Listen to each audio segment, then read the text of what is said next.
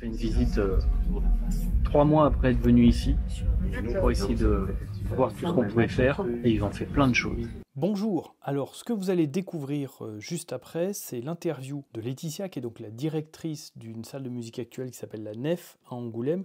Et cette interview, on l'a faite au mois d'avril 2023, c'est-à-dire environ 3 mois après qu'on soit arrivé, appelé un petit peu en urgence en tout début d'année par Laetitia et son équipe, avec cette question très pressante: qu'est-ce qu'on peut faire pour casser rapidement, enfin très rapidement, les consommations énergétiques et d'une manière importante, tout simplement pour pouvoir survivre.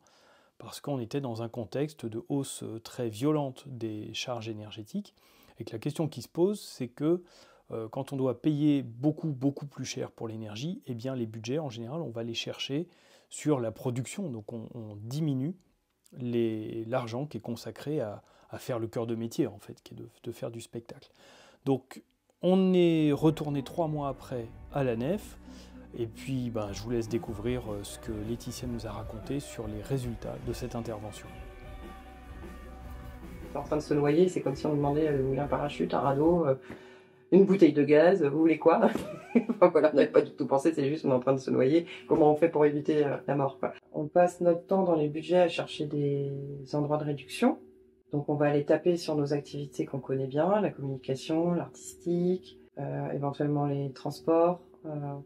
Mais sur ces questions-là, par exemple l'énergie, c'est vrai qu'on n'est pas du tout armé en fait. Avec peu d'efforts, on arrive vraiment à avoir des diminutions avec des masses assez importantes, puisqu'on est à 40% d'électricité en moins consommée et 34% de gaz en moins. Voilà, assez surréaliste, inattendu et heureux. La vérité nous a sauté aux yeux alors qu'elle était sous notre nez tout le temps, quoi.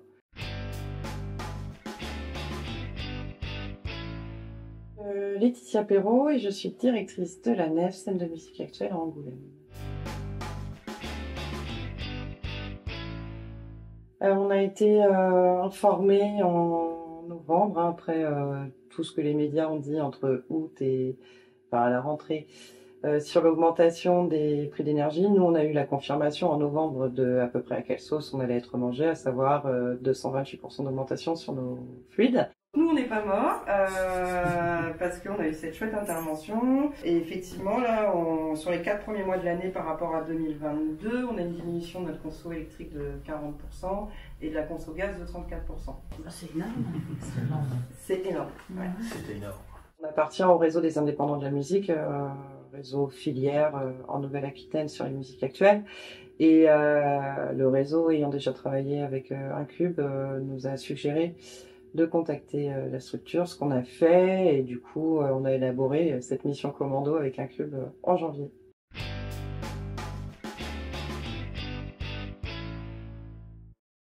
Surréaliste, oui, parce que quand vous êtes arrivé, vous nous avez demandé, première chose, c'est quoi vos objectifs de pourcentage de diminution de consommation?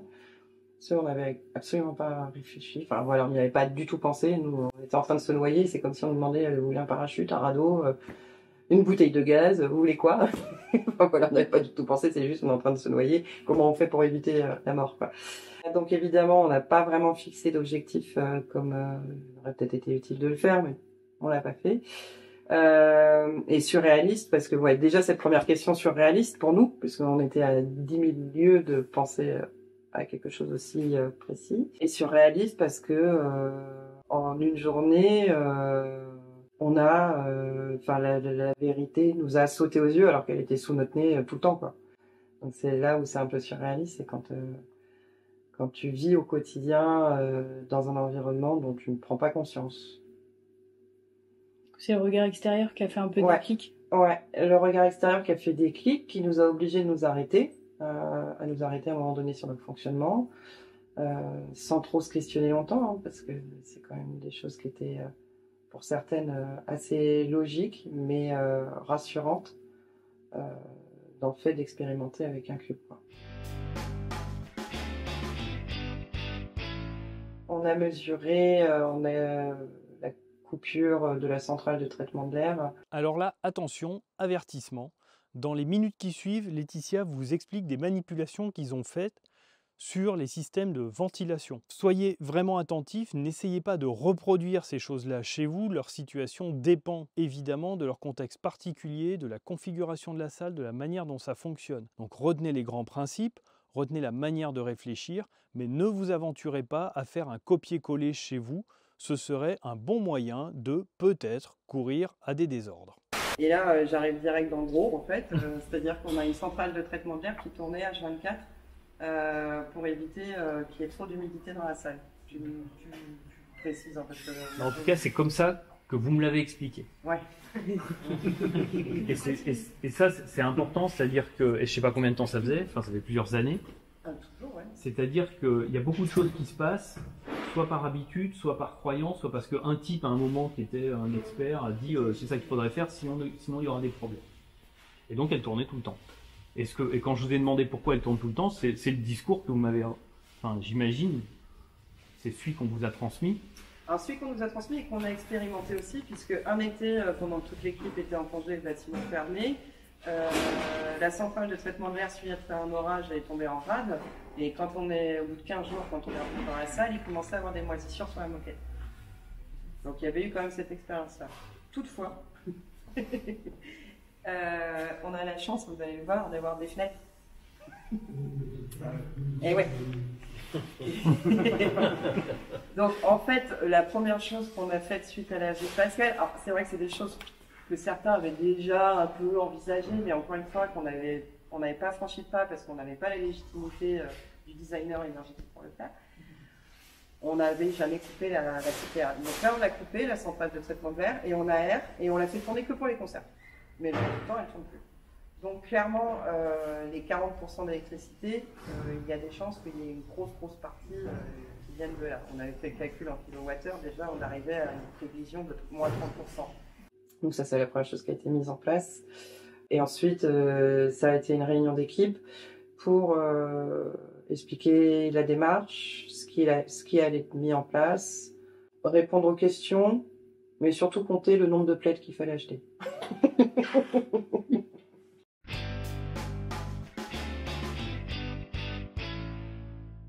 Alors auprès de l'équipe, la communication, donc ça a été au cours de cette réunion, où on a exprimé le constat. Bon, après ils étaient sensibilisés puisqu'ils étaient quelques-uns à être concernés par les baisses de budget assez importantes cette année.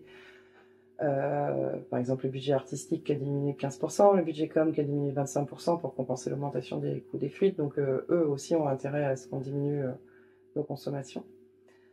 Donc équipe déjà sensibilisée et puis aussi en attente de réaction de notre part, quoi. Et du coup, l'équipe s'est mise dans un jeu assez collectif on va contribuer à la diminution de la consommation. On parle beaucoup d'économie depuis tout à l'heure, mais on a aussi un projet qui est tourné vers la transition écologique. Donc il y a différents endroits, de toute façon, où on fait attention à une démarche plus sobre. Donc voilà, ça a accéléré cette mise en place de sobriété sur les consos énergétiques, mais de toute façon, c'était sur la to-do list sur les 3 prochaines années à venir. Donc l'équipe était déjà sensibilisée à ces questions, on avait déjà travaillé à ces questions-là sur des temps collectifs. Et donc ouais, l'équipe a bien joué le jeu, on n'a pas eu du tout de blocage là-dessus, et en plus il y a une confiance aussi, notamment vis-à-vis du responsable technique. Quand il dit on va couper les chauffages dans les bureaux tous les soirs, mais vous inquiétez pas, le matin, moi quand j'embauche à 8h, je les allume. Les personnes de l'équipe savent qu'effectivement ça sera allumé à 8h et que du coup quand elles embaucheront vers 9h, leur bureau sera déjà en partie chauffé, quoi. Donc il y avait cette confiance aussi sur les personnes qui encadrent cette diminution de la consommation. Ensuite, en termes de communication, sur les usagers de la nef, donc les gens qui viennent répéter dans les lieux de répétition, ou les personnes du public, ou les artistes qui viennent travailler ici, pour le coup, on n'a pas réalisé de communication. Ça aurait pu être contre-productif, avec des sensations peut-être de diminution de chaleur, alors que quand on se pose pas la question, on n'a pas forcément ce ressenti-là, immédiat. En plus, on a eu un hiver doux, donc effectivement, la diminution de consigne de température n'a pas du tout été relevée, en fait. J'ai pas eu de retour, en tout cas, moi, là-dessus. Le fait qu'on coupe l'eau chaude aussi dans les sanitaires, personne s'en est aperçu, parce que de toute façon, le temps qu'elle arrive chaude, tout le monde se lavait les mains à l'eau froide déjà. Donc oui, il n'y a pas eu d'inconfort, de ressenti un peu fort de la part des usagers de la nef, donc pas de communication nécessaire.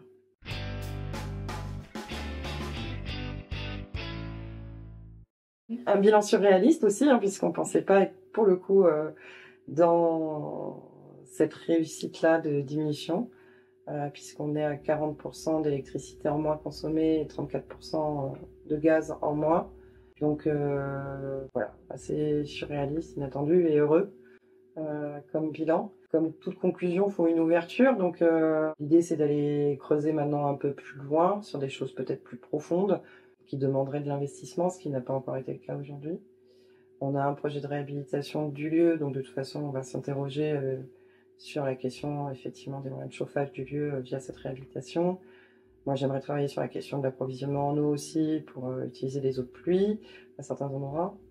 Et puis, alors, le must du must, ça serait réussir à s'interroger avec nos voisins industriels, hein, puisqu'on est entouré de grandes entreprises avec beaucoup de frigos, de comment on pourrait peut-être sur cette zone amener le chaud rejeté par les frigos pour réchauffer la nef. Et là, on est sur une grande ouverture.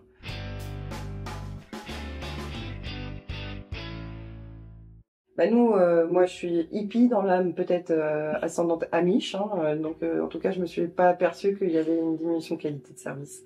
Et au contraire, vraiment ce mantra de chauffer les humains plutôt que les espaces fonctionne hyper bien. J'arrête pas de répéter dans tous mes repas de famille depuis, c'est on va arrêter de chauffer les espaces, on va chauffer les humains. Puisqu'on a amélioré pour le coup les postes de travail de certains collègues. Là, on a une zone d'accueil des studios avec des permanents régisseurs. Donc de 14h à minuit, on a les salariés ici. Et donc comme je disais, c'est ni chauffé ni refroidi. Donc c'est un poste de travail qui peut être très inconfortable. Et là, le mantra revient, chauffer les humains plutôt que les espaces. Donc là, on l'a viré, mais on a mis pour le coup des lampes à radiant. Ouais, des lampes infrarouges. Ouais, voilà. On a mis 2 lampes infrarouges qu'on installe de façon provisoire au plafond pour que ça puisse les chauffer. Dans cette étude qui a été faite, l'idée c'était de diminuer la conso, mais c'était aussi de penser au confort des salariés. Donc il y a des endroits pour le coup où on a renforcé la capacité électrique, quoi. Et ce qu'on a fait, c'est qu'on a acheté des plaids pour toute l'équipe. Donc là, changement, parce qu'effectivement, t'es pas trop habitué à venir au travail et à avoir un plaid. Néanmoins, ça a été extrêmement bien pris par tout le monde en fait. Et que ça soit du côté des hommes qui pourraient trouver ça peut-être virilisant ou des femmes, tout le monde a accepté de prendre son plaid, y compris les régisseurs studio qui du coup des fois accueillent les groupes avec leur plaid et en fait c'est passé facilement au final cette question de plaid. Pas de problème. Tout le monde est plutôt content d'avoir ça et les nanas de la compta qui avaient déjà leur plaid d'avance, bah, du coup elles se sentent moins seules et moins stigmatisées. Tout le monde a son plaid maintenant. Donc je pense pas que le fait de s'interroger sur des pratiques puisse être négatif, c'est toujours vertueux en soi.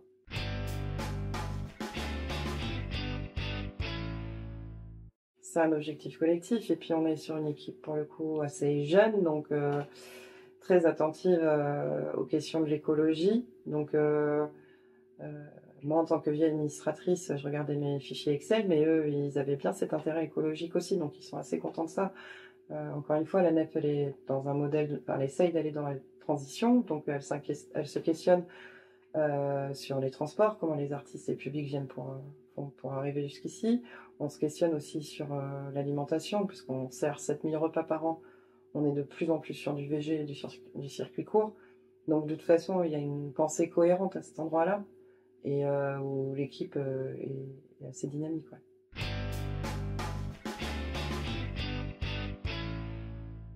Alors, j'ai pas songé à faire un article. Par contre, on est un établissement public dépendant de la communauté d'agglomération du Grand Angoulême. De fait, on a des élus. Enfin, notre conseil d'administration est composé d'élus locaux et on travaille beaucoup en lien avec des élus culture de l'agglomération. Donc c'est vrai que je me fais fort sur chacune des réunions de leur transmettre ce message selon lequel effectivement avec peu d'efforts on arrive vraiment à avoir des diminutions avec des masses assez importantes. Et c'est vrai que je sais que ces personnes sont en charge de bâtiments publics type gymnase, école, médiathèque ou que sais-je, et où je me dis qu'effectivement du design énergétique serait vraiment le bienvenu en question encore une fois d'écologie et puis en question de portefeuille du contribuable parce qu'on est bien sur le service public.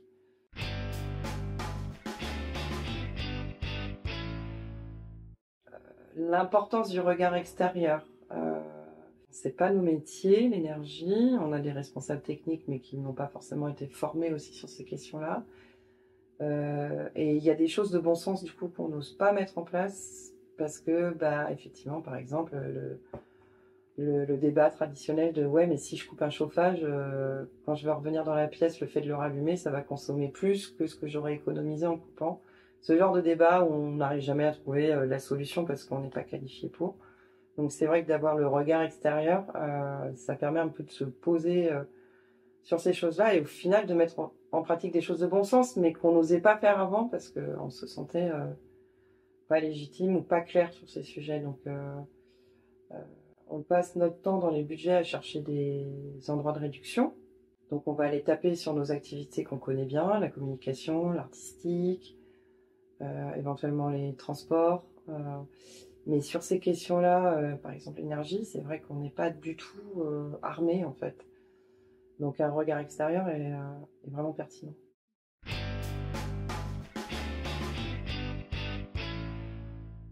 Bah déjà, il va falloir attaquer la période estivale.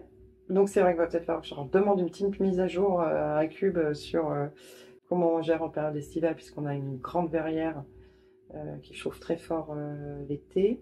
Comment on gère les aérations, enfin, voilà, comment on essaie de diminuer un peu la température. On n'a pas de système de clim dans les locaux, hormis dans les studios de répétition. Là, on va limiter la consigne, ça, pour le coup, c'est sûr.